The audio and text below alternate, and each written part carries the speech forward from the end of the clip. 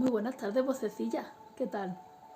Hoy quería comenzar dedicando unos minutos a hablar sobre las voces que tenemos dentro de nosotros. Porque estoy escuchando mucho últimamente algo precioso y es la voz interior. Se está hablando mucho de la voz interior. Pero creo que hay que matizar y saber diferenciar cuál es la diferencia entre la voz interior y cuál sería la voz del alma, o por lo menos para mí. Las tres voces yo las dividiría en voz exterior, voz interior y la voz del alma. Algunas pues son obvias. La voz exterior está clara. La voz exterior es cómo me comunico con los demás, cómo me expreso, desde dónde me expreso, si hago llegar bien el mensaje o no a los demás y desde dónde, sobre todo desde dónde.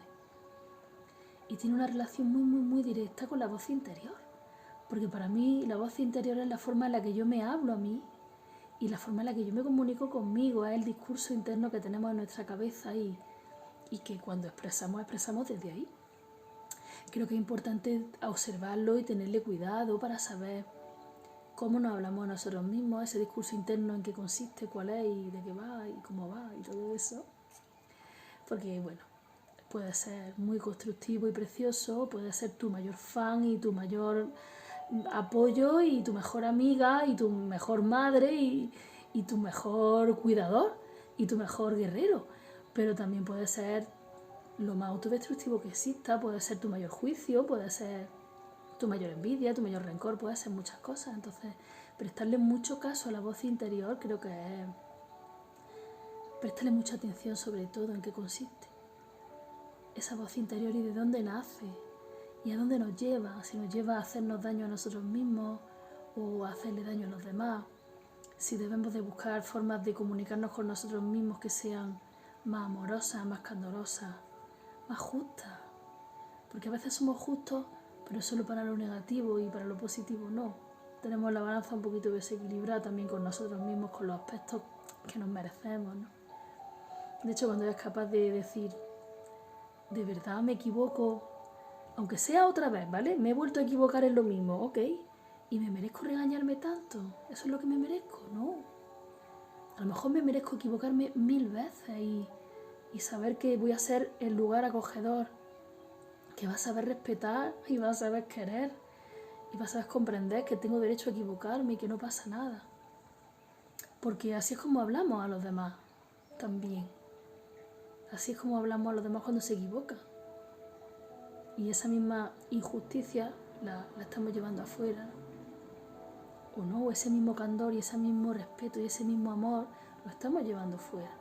Así que las voces internas, nuestras voces, tenemos que saber escucharlas muy bien y atenderlas muy bien y saber de dónde nacen y saber domarlas a nuestro servicio y ponerlas a nuestro servicio, al servicio de nuestro amor, de nuestra vida, ¿no? Va a tener una mejor calidad la forma en la que nos relacionamos con nosotros mismos, pero también la forma en la que nos relacionamos con otros. Así que prestar atención a esas voces va a mejorar nuestra vida significativamente. Y luego está lo que yo llamo la voz del alma, que me parece la cosa más bonita del mundo. Y la voz del alma es sutil, es pequeña, es muy directa. A veces suena muy fuerte y a veces hay que prestar muchísima atención para oírla susurrar a lo lejos, pero siempre es directa y clara. A veces es solo un sí, a veces es solo un no, pero la voz del alma siempre se manifiesta cuando somos capaces de parar todo lo demás. Cuando nuestro discurso interno para y nuestro discurso externo para, entonces dejamos espacio desde ese vacío, desde ese silencio, desde esa paz, se manifiesta la voz del alma, que no deja de ser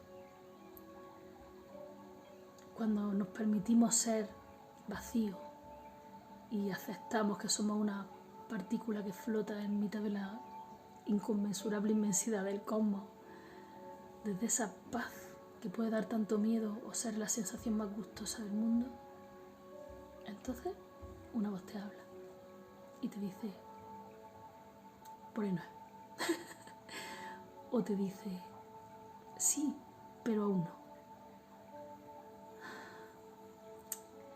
A veces duele escucharla, porque a veces supone renunciar a una parte de nosotros y eso es un duelo, eso siempre es doloroso. Pero saber escucharla nos hace libres, porque nos hace ser quien somos en realidad. Y eso tiene mucho que ver con lo que yo llamo la voz del alma, porque